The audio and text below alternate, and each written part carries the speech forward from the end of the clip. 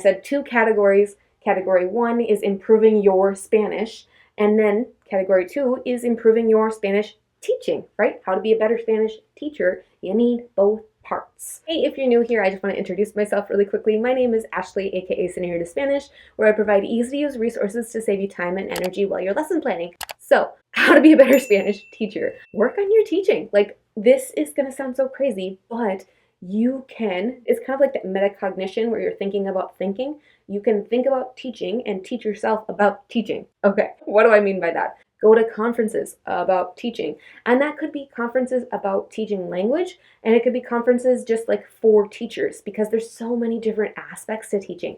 You could be learning about technology in the classroom. You could be learning about classroom management strategies. You could be learning about like guided reading circles and guided reading groups. Hello, elementary school teacher friends. I mean, again, there's so many different things you can learn about. So as much PD as like you have time, space, and energy for is gonna make you a better teacher.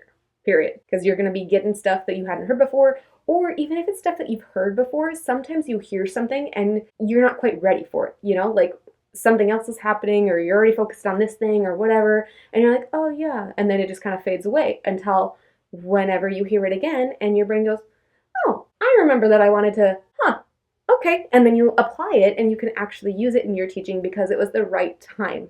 Right? It's kind of like the seed that falls on good ground versus, oh, my soil was a little rocky a couple years ago, wasn't ready for this kind of thing. So attending conferences, if you're not sure where to find conferences near you or digital conferences, I have a blog post where I've rounded up as many different state orgs, regional orgs, national organizations that all host conferences that have different opportunities for professional development. So make sure you check out that blog post for how you can network with people in your area. If you are not part of your state organization, get to be part of it because it's such a great way to get affordable professional development. And because state orgs are often so much smaller, obviously, than national organizations or regional organizations, you can really customize it to what the people in the organization want, right? If people in the organization want to learn about this, you're going to be able to make that happen in that smaller organization than, you know, attending a regional conference and there's all sorts of PD, but it's kind of all over the place. Not to say that that's not good, because I love the regional conferences I've been able to attend,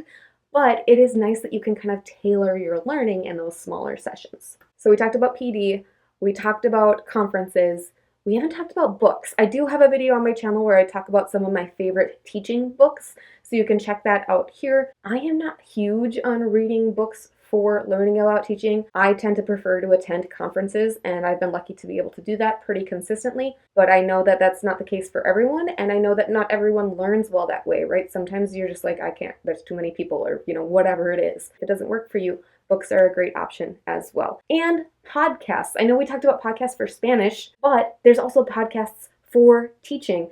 And this one is one of my favorites. I'm, again, not a big podcast listener. I prefer to be in person, but these are some top podcasts for learning about being a teacher. So make sure you check them out here.